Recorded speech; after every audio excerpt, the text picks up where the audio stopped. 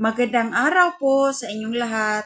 Maligayang pagdating sa Kaalamang Herbal at iba pa ni Nanay Bella.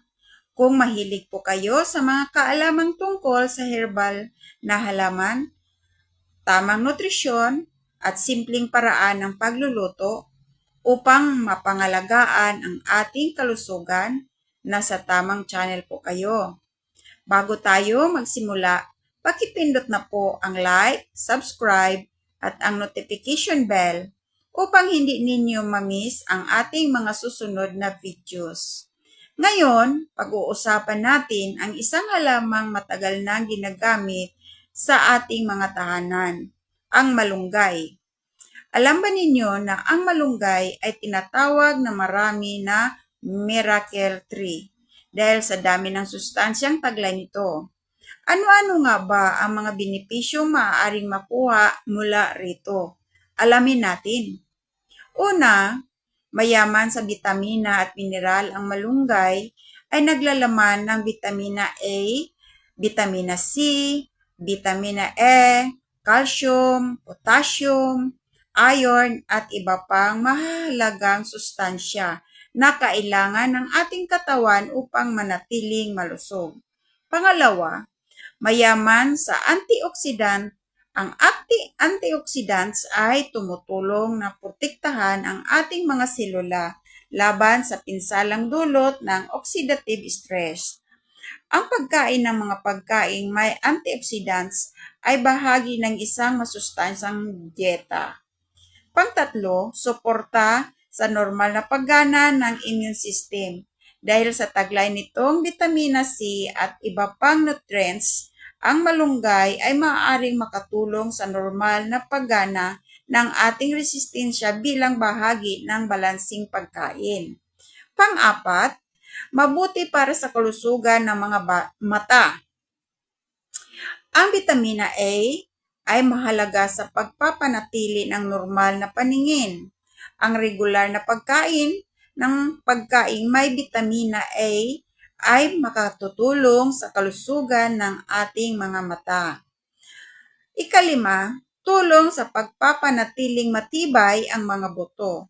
Ang calcium at phosphorus na taglay ng malunggay ay mahalagang sustansya para sa ating mga buto at ngipin.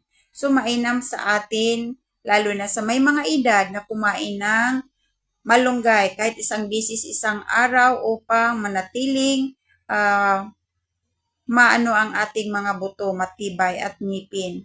At kahit na sa mga bata, umpisa natin sa mga bata upang sa kanilang paglaki ay matitibay ang kanilang buto at ngipin.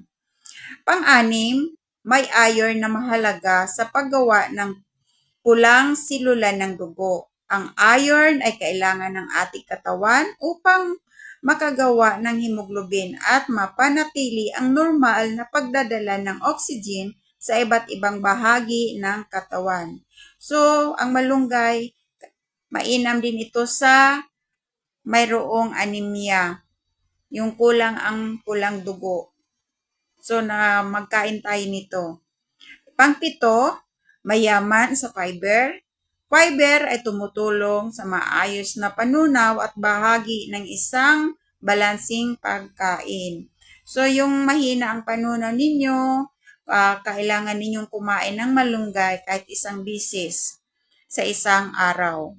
Pangwalo, may taglay na protina. Isa ang malunggay sa mga gulay na may makabuluhang dami ng protina kumpara sa maraming iba pang gulay. So, makapagbigay din talaga siya ng energy kasi may protina siya. Maraming protina kaysa ibang mga gulay. Pangsyam, madaling idagdag sa pang-araw-araw na pagkain. Maaaring ilagay ang malunggay sa tinola, munggo, ginisang gulay, sopas, omelet, lugaw, gawing tsaa o idagdag sa smoothie. So, tayong mga nanay, kailangan nating gumawa ng paraan kung paano natin mapakain ang ating pamilya ng gulay. Maraming recipe ang pwedeng lagyan ng gulay na malunggay.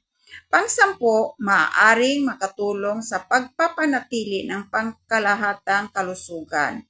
Kapag isinama sa araw-araw na balansing pagkain at malusog na pamumuhay, ang malunggay ay maaaring maging masustansyang bahagi ng inyong pang-araw-araw na dieta.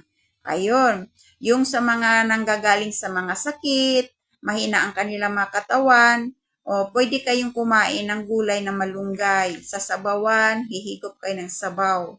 Lalo na yung sa mga nagpapasuso na mga ina. Nakapaproduce ito ng maraming gatas sa ina.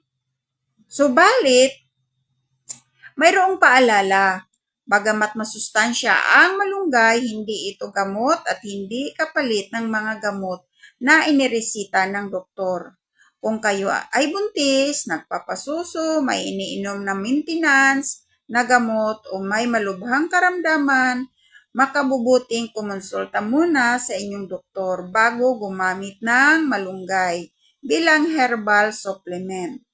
Maraming salamat po sa inyong panunood at pakikinig. Kung may natutunan kayo sa video na ito, pakipindot ang like, share at subscribe sa ating channel na Kaalamang Herbal at iba pa ni Nanay Bella.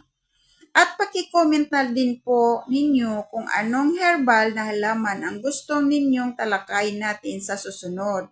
Hanggang sa muli, ingatan po natin ang ating kalusugan. Be blessed sa inyong lahat.